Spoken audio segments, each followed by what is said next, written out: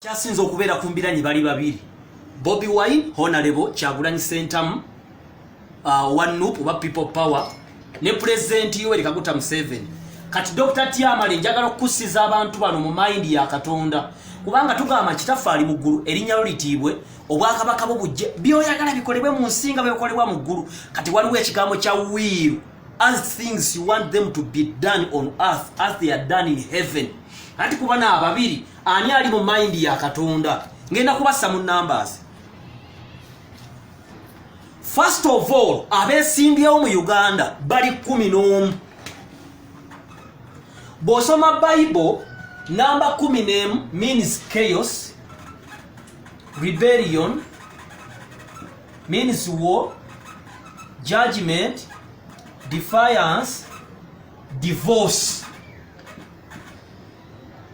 Number 10 bosoma Genesis chapter 11 waliwo omusajja gwe bayitanga Nimrod yazimba ekizimbe ekiwanvu ne kyagala kituuke mu ggulu. Katonda najja namutabula tabula. Katwagala okussa abantu bano mu Bible n'ebyawandiikibwa tutya.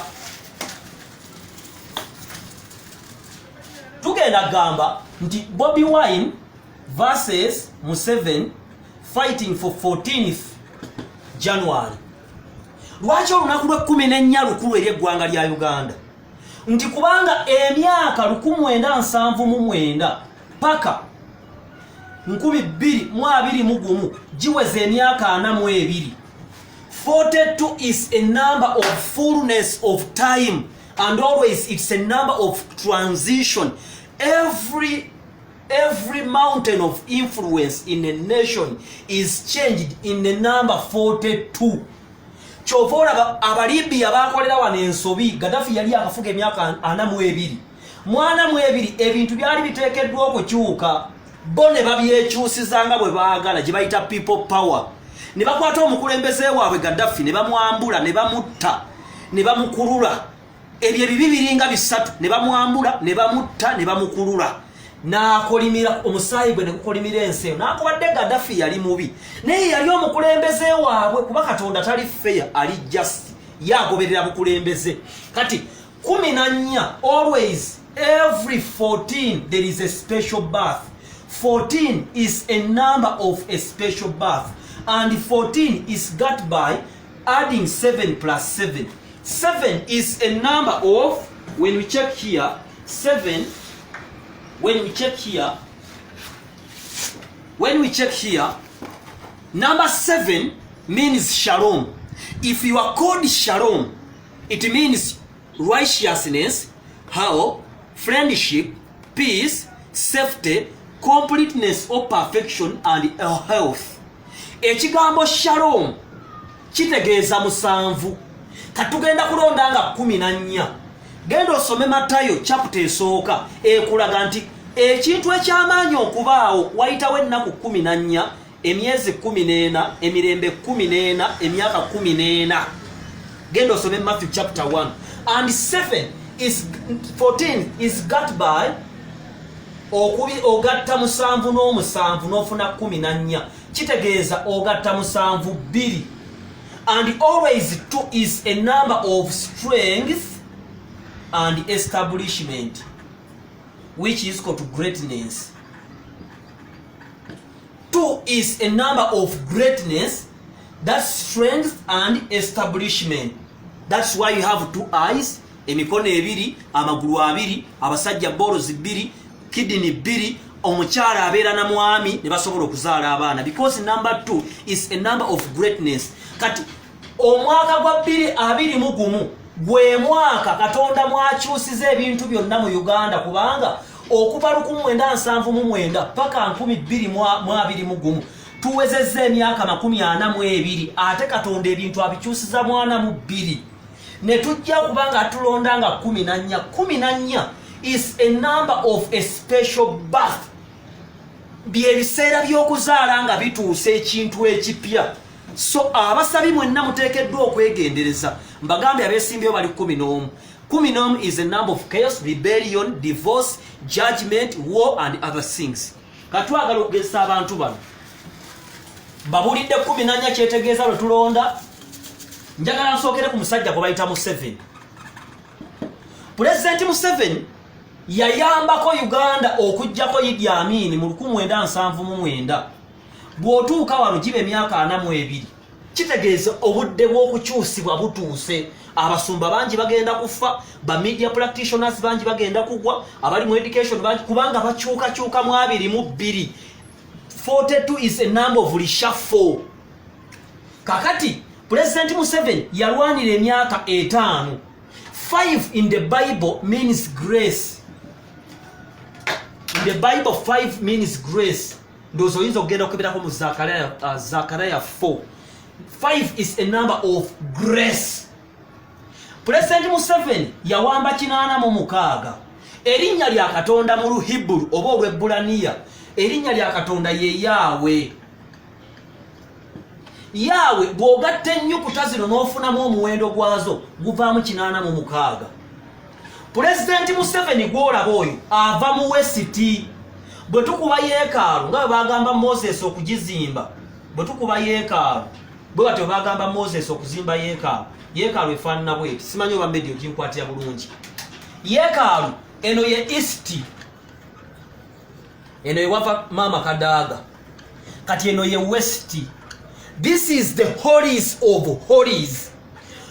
West ye wava ekire kye bayita cloud, ye wali mind oba soul, emmeeme y'omuntu, ye wali wiiru, okwagala kw'omuntu, ye wali it's a place of emotions, it's a place of military men. That's why in Majegaffe tusingamu abasajja bava mu West. It's where the merciful seat is. Merciful seat, the covenant box. It's a blessed room. West is a blessed room. Kakati ekirala, it's a place of kingship. Kubanga ne King David bw'omuteeka mu temple atuula wano. Eno ye watuula Katonda. Onkyukakyuka ennungi etandikira mu West, mu East, n'eyingira mu temple. Eno we watukuvu wa watukuvu abamanyi Bible mukimanyi. Kati President Museveni gw'olaba oyo yawamba 86 ekitegeeza erinnya lya Katonda, yalwanira emyaka 5 ekitegeeza grace, ava mu West. Kakati President Museveni njagala mubabuulireko ekintu kimu ekirala.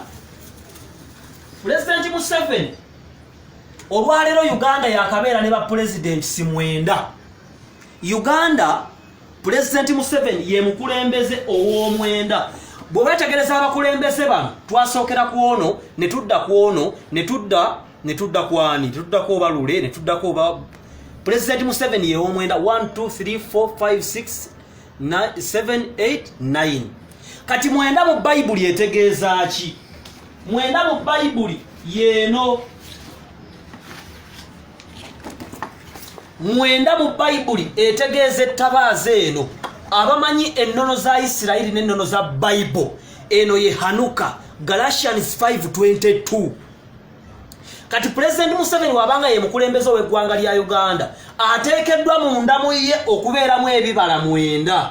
Ekisooka Galatians 5:22, love, joy, peace, forbearance, kindness, goodness, faithfulness, gentleness and self-control. Go and read Genesis, go and read Galatians 5:22. Namba mwenda kyetegeeza yene ettabaaza ey'ebikondo omwenda. Ettabaaza ey'ebikondo omwenda eno gy'olaba ekoleezebwa ettabaaza eno ey'ebikondo 7.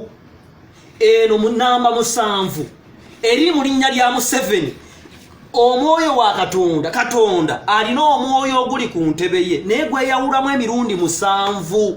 Genda osome Revelations chapter 2 verse 1. Genda osome Exodus 25:31. Genda osome Zachariah 4. Eno ye kubanga ono ye mwoyo mutukuvu ye namba 7 etegeeza menorah. Zachariah 4 chapter 2, Zachariah chapter 2 chapter 4 verse 2, Revelations chapter 2 verse 1, Exodus chapter 25 verse 31 to 37. Kati ono ye mwoyo mutukuvu yazaala ekibala ky'omwoyo mutukuvu ekiri mu Galatians 5:22 gye bayita menorah. Eno ettabaaza omuntu yenna omulokole oba eggwanga lyonna liteekeddwa okuba n'emmenora eno ng'eyaka anukia ng'eyaka. Nagambye eriko love, joy, peace, forbearance, kindness, goodness, faithfulness, gentleness and self-control.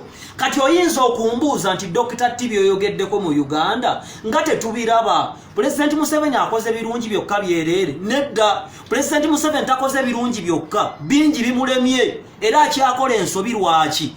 Ye musajja mulwanyi ate mukulembeze. Katonda bw'ateekawo omukulembeze assaako abamuyamba okunywerera mu bukulembeze. Katutunulira abasajja bano.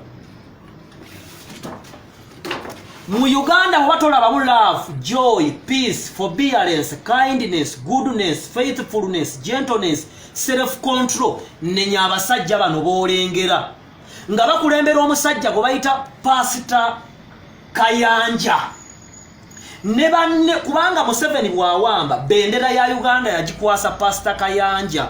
Kati Pastor Kayanja omulimo gwe giri emirimo ebiri and 2 means greatness. Tend and keep. Abasumba bano bonna bakwasibwa Uganda nga bakwasibwa ne President Museveni n'abantu bakulembera to do emirimo ebiri. Tend and keep. They must tend Uganda and keep Uganda in peace, not in pieces, so that in Uganda we can see the fullness of the shalom or the 7, the righteousness, the hope, the friendship, the peace, the safety, completeness and perfection and health. Bw'olaba eggwanga lya Uganda litiriteredde Pastor Kayanja gw'oboonenya, Pastor Kiganda, Pastor Senfuma, Pastor Bugembe, Pastor Manjeri, Pastor Bujingo, Pastor Bunjo, Pastor Serwadda, Pastor Chiwewesi, Pastor Senyonga ne Pastor Namutebi. Bw'olina okunenya kubanga be balina okuwanirira omukulembeze w'eggwanga biri byenkulaze. Ettabaaza eno ey'ebikondo 9 n'ettabaaza ey'ebikondo 7 erabikire mu ggwanga lya Uganda. Nakugambye bwe bakuyita shalom kitegeeza gwe namba 7 ate namba 7 etegeeza ebintu 7 ate ezaala ebintu 9. Tugenze ku Kyagulanyi. President Museveni muvuddeko. Tugenze ku Kyagulanyi. Bobi Wine atambulira mu namba gye bayita 6. Bobi Wine n'atambulira mu namba 11 najja alumba namba 3. Kyokka bino byonna atagetinga 14 January kubanga akitegedde n'eyamutuma nti ana mu 2 ziweze ate Katonda akyusiza wano eno ye stage Katonda kwakyusiza buli kimu. Namba 6 etegeeza ki? Namba 6 is a number of a man. Omuntu yatondebwa lwa 6. Kyova olaba namba ekiikirira omuntu ye namba 6. Kati namba 6 etegeeza I am, I, me, self, we, you, us. Etegeeza nze. Kyova Bobi Wine byayogera asooka n'aleeta 6 esooka n'agamba nti bikwase Kyagulanyi. Namba 6 ne yeetondawo. Jjukira namba 3 etegeeza God the Father, God the Son, God the Holy Spirit. Kati if God the Father, God the Son, God the Holy Spirit, Bobi Wine azene 6 agambye o Uganda may God oppose. Nti kati agambye nti Uganda may God oppose Kyagulanyi. Tubikwase Kyagulanyi. Kitegeeza God the Father amukubye. Bobi Wine najja n'agamba nti people, power, endagamuntu. Era endagamuntu etegeeza I, us, you, we, am, I, me, self. Nejje kuba God the Son. Kati namba 6 ey'okusatu nejje gamba nti twebereremu. Fenga abantu. Kitegeeza namba 6 eno nejje kuba God the Holy Spirit. Kati nejja efuuka 666. Eno ye namba y'omusota. Kyova olaba omukyala gwalina mukyala gwe bayita Babi Itungu ayambala nnyo designs z'omusota. Mu bulamu tewali kintu kitalina makulu kuba ne bw'otunulya fulaga ya Uganda buli akali ku fulaga kalina amakulu gaako. Bw'abanga Bobi Wine kati kankulage bwewetegereza ebigambo bino bw'owasa omukazi kino kyokka kye kibeera ku musajja. Omukazi yeetikkibwa ebintu 9: love, joy, peace, forbearance, kindness, goodness, faithfulness, gentleness. Ebintu 8 bibeera ku mukazi. Kati omukazi ye kabaka, omusajja gwe mutwe.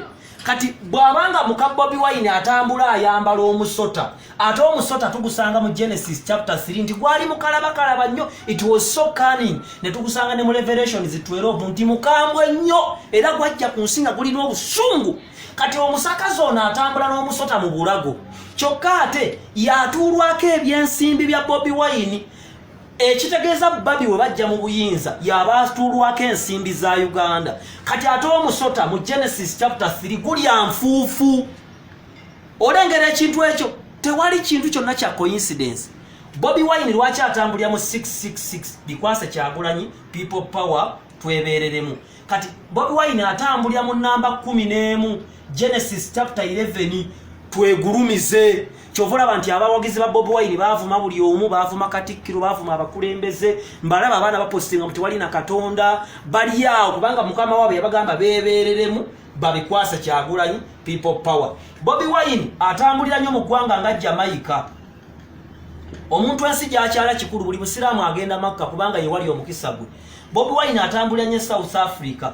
Zino zense zyasinze okubeeramu enjaga, omwenge, obwamalaaya, okuwemula, kyudiganizimuzi ne gete zikyasinze obunene ndowooza mu nsi. Zensi zatambuliramu.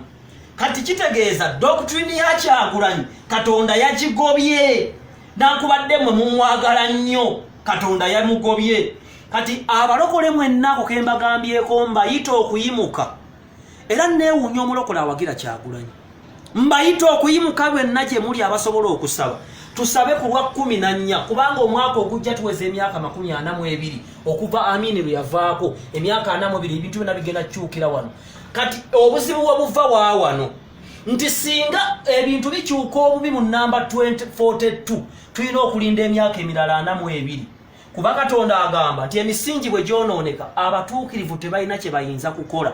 Singa emisingi gy'emyaka emirala 42 gyonooneka, Moses ne bwasaba, bano ne bwe basaba, singa Kyagulanyi atutolokako n'awangula obukulembeze mu 14 a special birth mu myaka 42, tugenda kubonaabona emyaka ebirala 42 kubanga atuulako obuyite bw'enjaga, omwenge, obuwemuzi, obwamalaaya. Era kyova olaba nti penge akufuga okusinga abasumba abo bonna, tola nti bano abasumba obaagala nnyo, penge abasinga kubanga ye alogera waggulu ate ali bumu ne banne.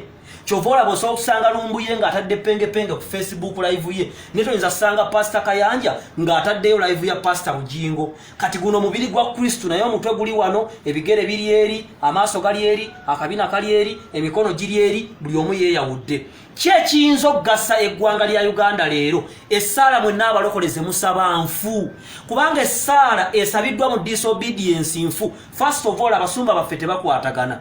Solution eri eki?